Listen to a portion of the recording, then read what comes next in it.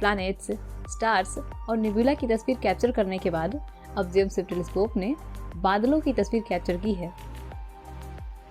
इन बादलों की नहीं, बल्कि इन बादलों की। इन रंग बिरंगे बादलों ने अपने अंदर एक नन्हे से तारे को छुपा कर रखा हुआ है और आज के इस वीडियो में हम इस नन्हे से तारे के बारे में जानेंगे और साथ ही साथ हम ये भी समझेंगे कि आखिर ये बादल इतने कलरफुल क्यों हैं। हमारी पृथ्वी से 430 लाइट ईयर्स दूर एक जगह है जिसे कहा जाता है टोरस स्टार फॉर्मिंग रीजन। यहाँ पर सैकड़ों ऐसे तारे हैं जो अपनी जिंदगी की शुरुआती स्टेज में हैं। जैसे हमारी जिंदगी की अलग अलग स्टेज होती है ना, वैसे ही तारों के जीवन के भी अलग अलग स्टेज होती है। कोई भी तारा पहले धूल और गैस का बादल होता है, फिर ग्रेविटी की वजह से ये बादल सिकुड़ने लगते हैं। धीरे धीरे करके ये अपने आसपास के बादलों से बहुत सारा मास गेन कर लेते हैं। इस दौरान इनके अंदर का टेम्परेचर और प्रेशर काफ़ी बढ़ जाता है। जब इनका टेम्परेचर 100 मिलियन केल्विन हो जाता है तो इनके अंदर न्यूक्लियर फ्यूजन स्टार्ट हो जाता है।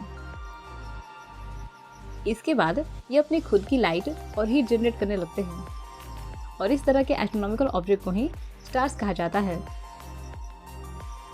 जब तारे अपने जीवन के सबसे पहले स्टेज में होते हैं तो उन्हें कहा जाता है क्लास 0 प्रोटोस्टार। इस स्टेज के तारों के पास इतना मास और टेम्परेचर नहीं होता है कि न्यूक्लियर फ्यूजन कर सके, जिसकी वजह से वो अपनी खुद की लाइट और हीट जनरेट नहीं कर पाते हैं। यहाँ पर जो तारा छिपा हुआ है वो भी क्लास 0 प्रोटोस्टार ही है, जिसकी उम्र सिर्फ 1 लाख साल है। अब हमारे लिए तो ये बहुत ही लंबा समय है, लेकिन तारों के लिए ये समय बहुत ही छोटा है, क्योंकि तारों के बनने में करोड़ों साल लग जाते हैं। अब जैसा कि मैं आपसे बार बार कह रही हूँ कि यहाँ पर एक तारा छिपा हुआ है, तो चलिए अब यही समझ लेते हैं कि आखिर ये तारा छिपा हुआ क्यों है। जैसा कि आप जान चुके हैं कि यहाँ पर एक तारा बन रहा है और जब तारे बन रहे होते हैं तो उनके चारों ओर धूल और गैस के बादल डिस्क की शक्ल में चक्कर काटते हैं, जिसे कहा जाता है प्रोटोप्लैनेटरी डिस्क। यहाँ पर आपको जो पतली सी लाइन दिखाई दे रही है ना, वो प्रोटोप्लैनेटरी डिस्क ही है। इसी डिस्क के अंदर वो तारा छुपा हुआ है और हमें दिखाई नहीं दे रहा है। फ्यूचर में इसी डिस्क के धूल और गैसों से ग्रहों का जन्म होगा जो इस तारे के चारों ओर चक्कर लगाएंगे। हमारे सौरमंडल का जन्म भी कुछ ऐसे ही हुआ होगा। इसलिए ये तस्वीर हमारे लिए बहुत ही इम्पोर्टेंट है, क्योंकि इसे स्टडी करके वैज्ञानिक हमारे सोलर सिस्टम के पास्ट को जान सकते हैं। हमारा सोलर सिस्टम भी आज से 4 बिलियन सालों पहले ऐसा ही दिखता होगा।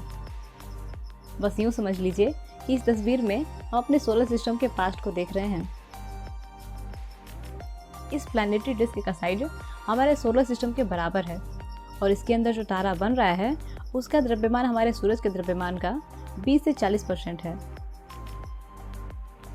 अपनी फॉर्मेशन के दौरान ये तारा स्पेस में कुछ मटेरियल फेंक रहा है, जिसकी वजह से यहाँ शॉक वेव्स बन रही हैं। इन्हीं शॉक वेव्स और टर्बुलेंस की वजह से यहाँ पर कोई और तारा नहीं बन पा रहा है।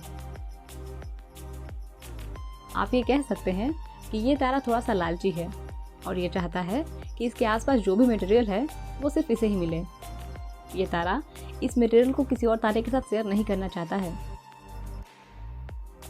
चलिए अब जानते हैं इन रंग बिरंगे बादलों के बारे में। इन बादलों को कहा जाता है L1527। ये तारा जो मटेरियल स्पेस में फेंकता है वो इसके चारों ओर मौजूद मैटर से टकराते हैं और वहाँ पर कैविटीज़ का निर्माण होता है जो रेडिएशन की वजह से चमकने लगते हैं। ये जो ब्लू एरिया है वहाँ पर धूल की परत पतली है और यहाँ पर आपको नारंगी रंग दिखाई दे रहा होगा, क्योंकि यहाँ पर धूल की परत मोटी है जो ब्लू लाइट को बाहर नहीं निकलने दे रही है। इस तस्वीर को जेम्स वेब के नीलकैम इंस्ट्रूमेंट की मदद से कैप्चर किया गया है। यह टेलीस्कोप हमसे 1.5 मिलियन किलोमीटर दूर है और अपने द्वारा ली गई तस्वीरों से लगातार ब्रह्मांड के रहस्यों से पर्दा उठा रहा है। अगर आपको ये वीडियो पसंद आई तो ये वाली वीडियोस भी जरूर पसंद आएंगी, क्योंकि इन वीडियोस में भी मैंने जेम्स वेब द्वारा ली गई तस्वीरों को एक्सप्लेन किया है। तो आज के लिए बस इतना ही। मिलते हैं अगली वीडियो में।